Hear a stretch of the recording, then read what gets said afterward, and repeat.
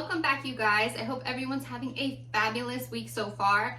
For this week's video, with Valentine's Day right around the corner, I thought it would be fun to do a little Valentine date night at home. That way you guys can avoid the crowd. So in this video, I am gonna go through everything for a kind of romantic Italian inspired dinner. And it's gonna be everything from setup to dinner to dessert. So let's get into it. Okay, so we're starting with setup first. I had the idea to kind of set up my little coffee table in the dining room like a little, dining romantic table, because me and my hubby like to, honestly, you guys, we sit more at the couch and eat dinner than we do at our dining room table. Our dining room table, if you guys haven't seen it, it's massive. So this lets it be a little bit more intimate when we eat dinners. So the first thing I'm doing is clearing this off. And honestly, I always thought a white, crisp tablecloth always looks so nice when they have them at fancy restaurants, and it just gives that romantic feel. It even gives like a steakhouse feel. So if you guys maybe didn't want to opt for like an Italian date night at home, you could definitely do like a steakhouse dinner at home too. And the white linen like tablecloth is like the signature steakhouse look. So I honestly did not have any plans for this table. I was just trying to see what would work. I knew I wanted to include my Lego roses bouquet.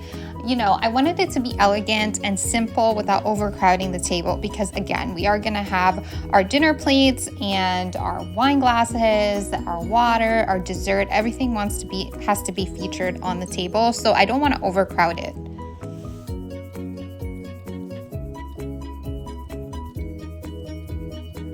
Then I wanted to be sure to replace the batteries in these LED candles. They give a nice glow to the table, and they were kind of looking faded, so I decided to replace all the batteries.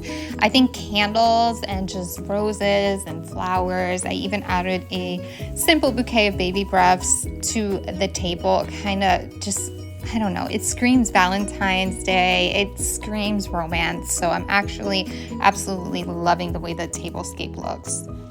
Next, I decided to add some wine glasses. Obviously, if you guys are having some bubbly, then you would do champagne glasses, but I decided to just take out the wine glasses for now. And I also decided to make some infused cucumber water, which I have on a pitcher here on the table.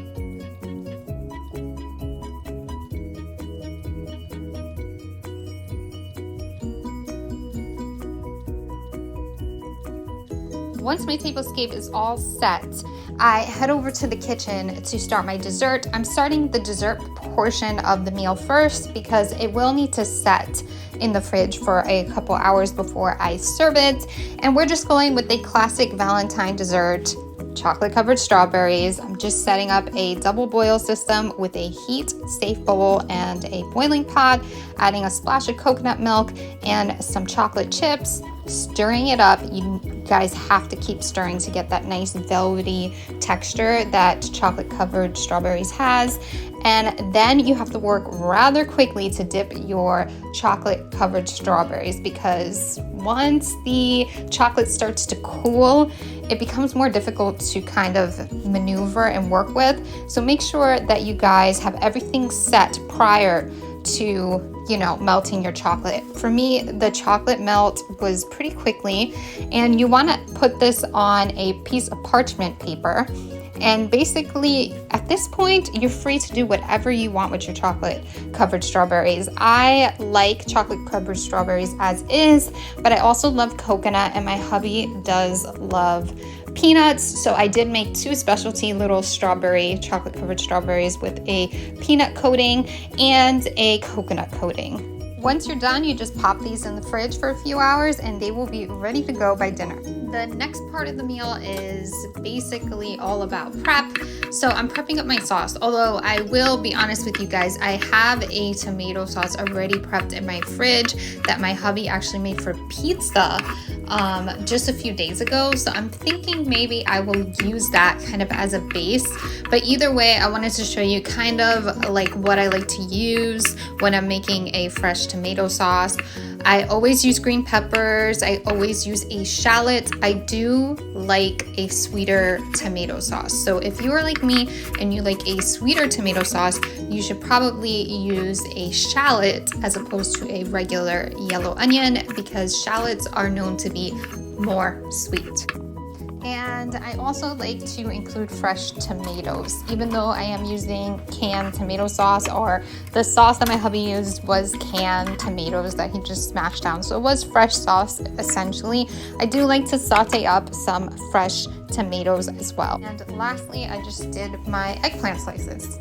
And this is everything prepped up. I did spare you guys the footage of me breading the chicken and the eggplant. I just used a panko and Italian breadcrumb mixture. I seasoned that mixture with some onion powder, garlic powder, oregano, salt, and pepper, tossed it up, and just breaded everything.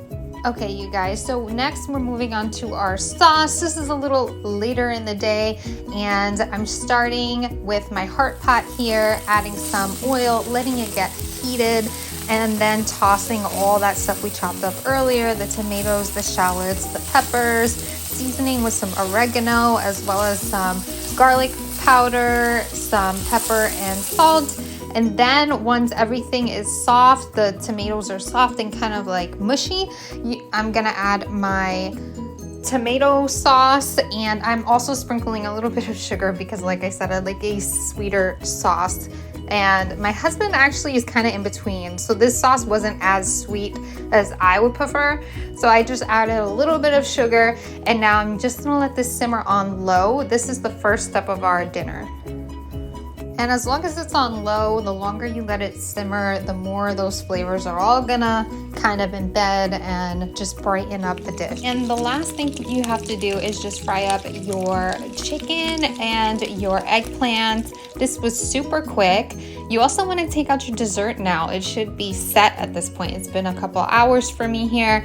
And with the leftover chocolate and coconut, I decided to make a cute little coconut cluster because my hubby really enjoyed them last week when I made them.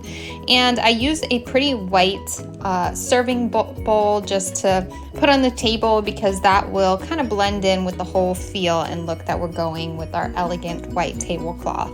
This was the finished plate, you guys. Specifically my hubby's. I don't eat meat, but I just wanted to give you guys a quick view over what it looks like finished. So good.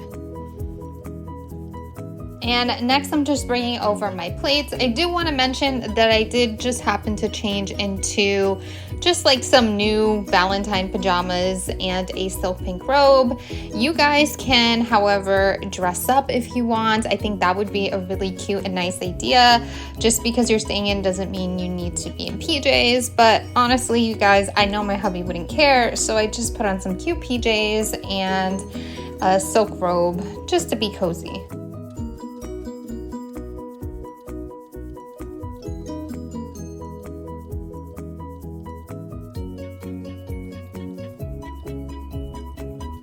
That is it, you guys. I hope you guys enjoyed this week's video. If you did, be sure to give it a big thumbs up. Also, don't forget to subscribe on your way out and become one of the fam. Thank you guys so much for watching, and I'll see you next time. Bye.